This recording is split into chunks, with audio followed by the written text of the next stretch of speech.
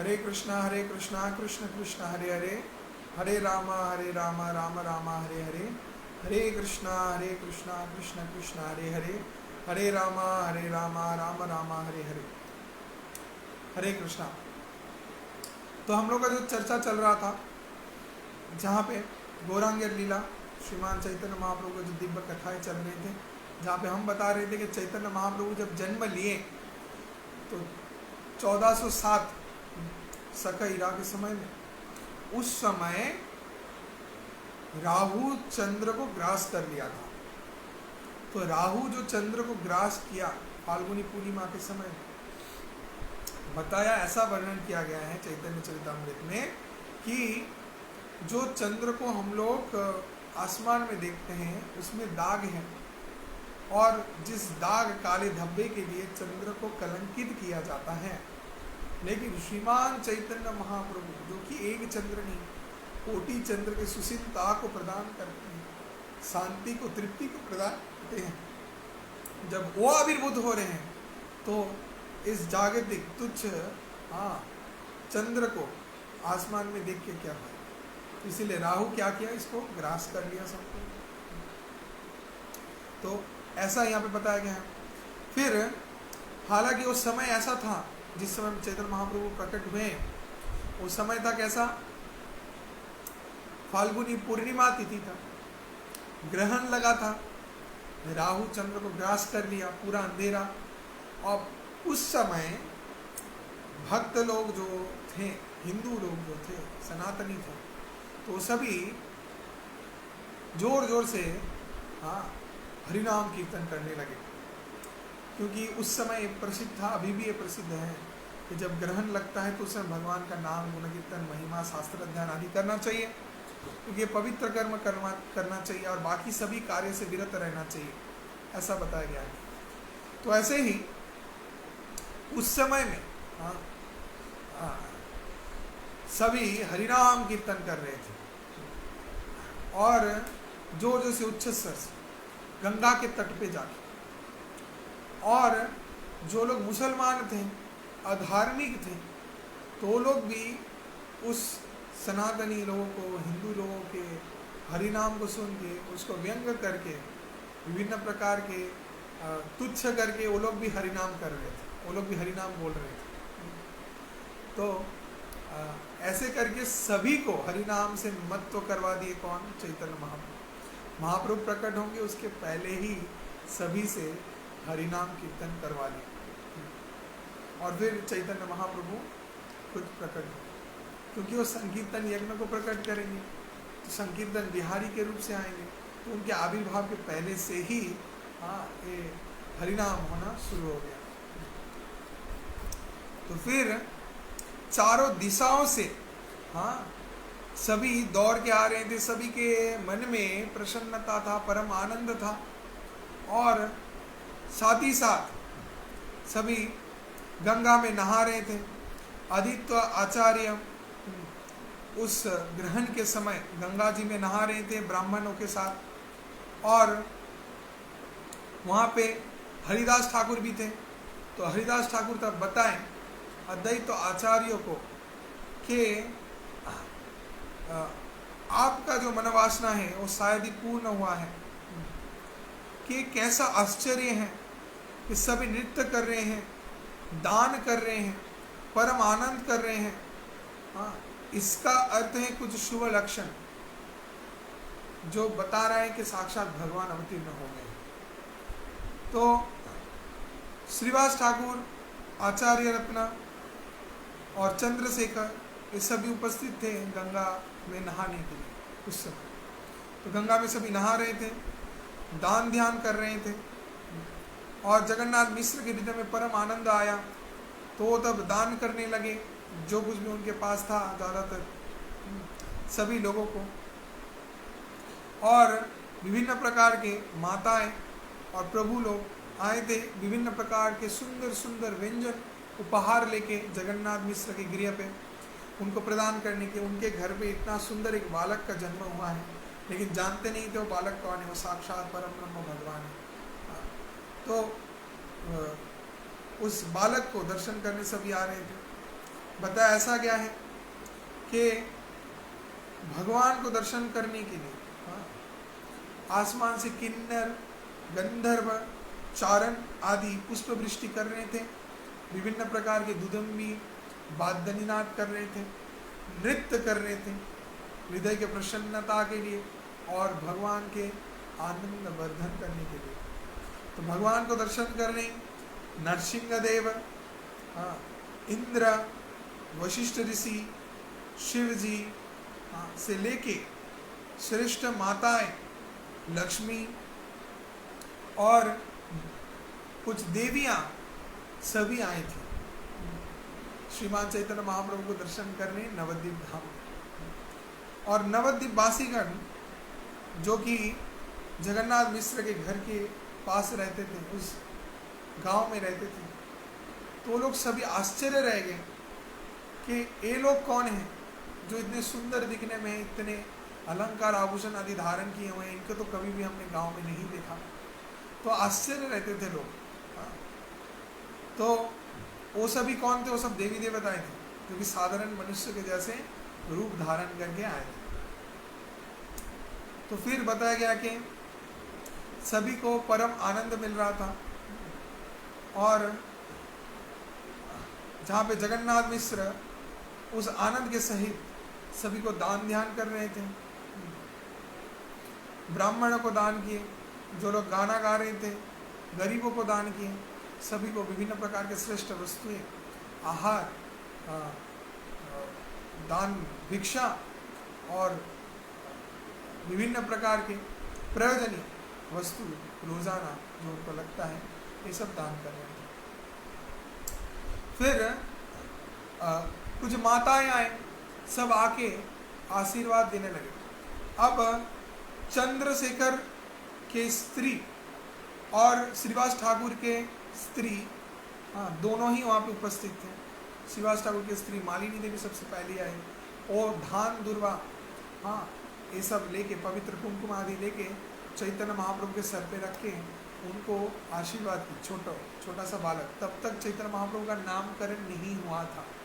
अब चैतन्य महाप्रभु के नामकरण के लीला के बारे में वृंदावन दास ठाकुर वर्णन करते हैं। श्री वृंदावन दास ठाकुर बताते हैं कि कैसे माताओं और प्रभु जीवों में झगड़ा लग गया था कि कौन सा नाम चैतन्य महाप्रभु को दिया जाए बालक अवस्था में। तो जहाँ पे प्रभु लोग जा रहे थे कि जन्म पत्रिका से जो नाम आया है विश्वम्भर, वही नाम को दिया जाए, लेकिन माताएं चाह रही थी कि नहीं, इतना सुंदर एक बड़ा नाम नहीं लेंगे, क्योंकि उस समय मरक के कारण ज़्यादातर जो भी बच्चे जन्म ले रहे थे सब मर गए।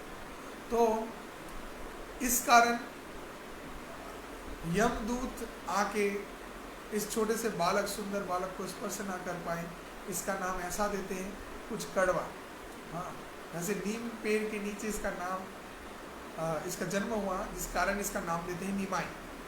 तो निमाई अर्थात जिसमें एक आपको बहुत ही कड़वा लगेगा, तो ऐसे कड़वापन जिसमें रहेगा तो उसको यमदूत आके धारण नहीं करेंगे। तो इसको चिंता करते हुए सभी माताएं बोली इस बालक का नाम रहेगा निमाई। और जहाँ पे नीलांबर चक्रवर्ती जन्म पत्रिका देख के बताए थे कि विश्व को धारण करेगा, इसका नाम है इसका विश्वम्भरा। तो प्रभु लोग बोले इसका नाम विश्वम्भर भी रहेगा। तो तभी उस बालक का नाम, दो नाम आया, निमाई और विश्वम्भर। तो ये लीला को वृंदावन दास ठाकुर चैतन्य भागवत में वर्णन किया, जो हम बताएंगे। और चैतन्य चरितामृत में सिर्फ बहुत ही संक्षिप्त रूप में ऐसा बताया गया है कि उस बालक को उस समय कुछ नाम नहीं दिया गया था, तो सभी माताएं आके एक एक करके धान दुर्वा, जो बंगाल का नियम है, बच्चे को आशीर्वाद दिया जाता है, दीर्घज भी हो, तो ऐसे आशीर्वाद दे रहे थे। तो ऐसे सबसे पहले आए श्रीवास ठाकुर की स्त्री मालिनी देवी, उसके बाद उनके संग ही आई थी चंद्रशेखर की स्त्री, फिर और भी वैष्णवों के माताएं सब आ रही थी, एक करके आशीर्वाद दे रही थी चैतन्य महाप्रभु को बालक। और फिर आए अद्वैत आचार्य की पत्नी सीता ठाकुरानी। तो सीता ठाकुरानी आके धाम दुर्व से आशीर्वाद की, और साथ ही साथ शांतिपुर से, हाँ, एक जिसको बोलते पालकी, पैलेंक्विन, तो पालकी में चढ़ के आए और जगन्नाथ मिश्र के घर में बड़े बड़े झूड़ी टोकरी भर के, हाँ, वो फल लेके आई थी, अच्छे अच्छे आहार लेके आई थी, फिर चाल, फिर हल्दी कुमकुम, फिर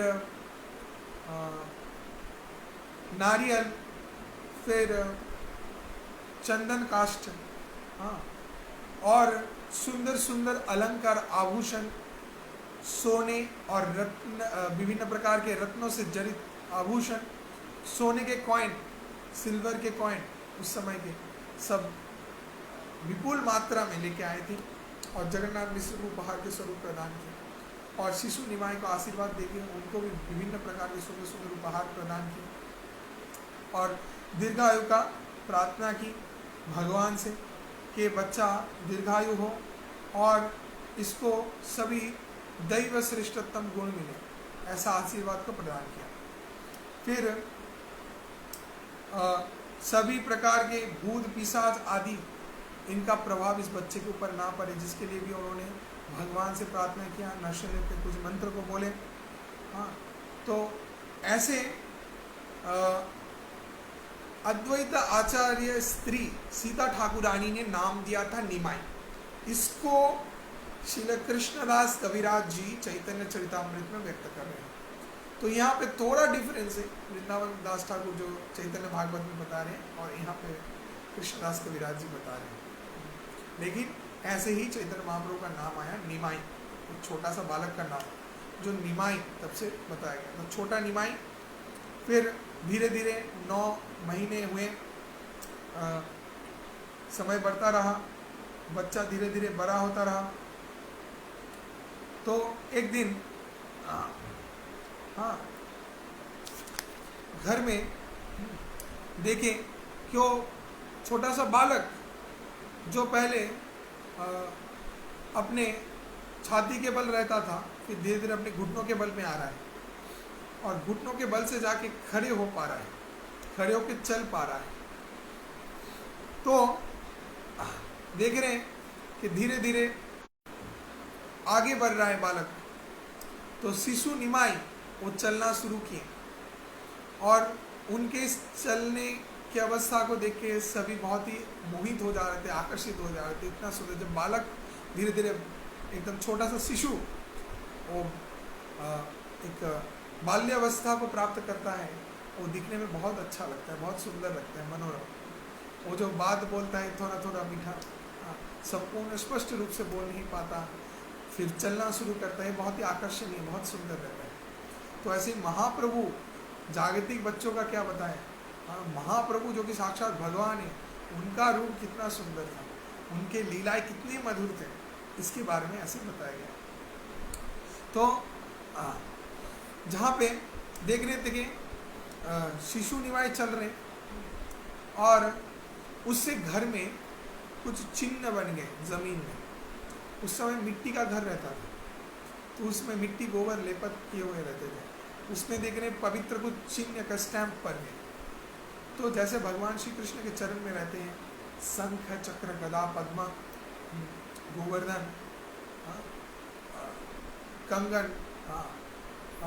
पुष्प तुलसी रथ आदि, ये सब पवित्र चिन्ह हैं जो कृष्ण के चरण में रहते हैं, ध्वजा, तो वो सभी पवित्र चिन्ह उस जमीन में पड़ गए घर के अंदर।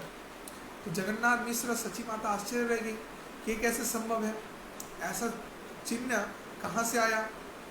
तो फिर उन्होंने सोचा कि हमारा बच्चा तो ऐसे खेल रहा है और उससे कैसे संभव हो सकता है, शायद होगा तो जो शालिग्राम शिला का हम लोग सेवा करते हैं, वो शिला ही साक्षात बालक कृष्ण के रूप में प्रकट होके घर में चल के ऐसे चरण चिन्ह को रखते हैं, ऐसा चिंतन है। लेकिन समझ नहीं पाए कि जो बालक कृष्ण ही बालक उस निमाय के रूप में उनके घर में आए हैं, इसको समझ नहीं पाए। हालांकि नीलांबर चक्रवर्ती जो कृष्ण लीला में गर्ग मुनि थे, जो कृष्ण के नामकरण किए थे, कृष्ण और बलराम नंद भवन, वही गर्ग मुनि गौर लीला में नीलांबर चक्रवर्ती के रूप से आए हैं। तो नीलांबर चक्रवर्ती जान गए थे उस जन्म पत्रिका सब कुछ देख के कि ये बालक कोई साधारण बालक नहीं, साक्षात भगवान है। लेकिन फिर भी इस चीज़ को सभी को नहीं बताया, वो इसको गोपन रखे, गुप्त रखे, क्योंकि अगर सची माता और जगन्नाथ मिश्र को पता चल जाएगा कि छोटा निमाय यही साक्षात परम ब्रह्म भगवान है, तो सभी पूजा करने लगेंगे और बालक निमाय का सेवा करने लगेंगे, उसको वात्सल्य प्रेम नहीं प्रदान करेंगे। इसीलिए जोग माया की इच्छा अनुसार नीलांबर चक्रवर्ती इसको नहीं बताया, और ऐसे अद्भुत एक नहीं 10 लीला होने के बाद में भी भगवान की इच्छा अनुसार ही जगन्नाथ मिश्र और सची माता समझ नहीं पाए कि यही छोटा निमाय साक्षात परम ब्रह्म भगवान कृष्ण है। तो इसके बाद चैतन्य महाप्रभु के उस बालक निमाय के और भी बहुत सारे बाल्य लीला शुरुआत होंगे। तो वो सब लीलाएं हम लोग और भी विस्तारित रूप से कल को जानेंगे। तो सभी मेरे साथ ऐसे ही जुड़े रहिए। रोज़ाना हम लोगों का ये जो चैतन्य महाप्रभु के दिव्य लीलाएं हम लोग श्रवण कर रहे हैं, गौरांगे लीला ये सीरीज स्टार्ट हुआ है। आज का दिन 2 है। द्वितीय दिन में हम चैतन्य महाप्रभु के कुछ लीला के बारे में बताएं, इसमें प्रवेश कर गए। अब कल को और भी लीलाएं बताते रहेंगे, बाल्य लीलाएं। तो ऐसे बाल्य लीला चलेगा, उसके बाद महाप्रभु के और भी विस्तारित लीला को हम लोग जानेंगे श्री कृष्णदास कविराज के चैतन्य चरितामृत से।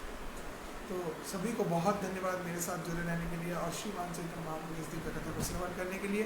सभी ज़्यादा से ज़्यादा आग्रह को प्रकट करें, सुनते रहें और लोगों को भी इसका प्रचार करते रहें। जगत गुरु श्रीला प्रभुपाद की जय, कृष्णदास कविराज की जय, जय श्री चैतन्य चरितामृत की जय, श्रीमान चैतन्य महाप्रभु की जय, परमाराध्य गुरुदेव की जय, समवेत सकल भक्त वृंद की जय, निताय गौर प्रेमानंदेर हरि हरि बोल।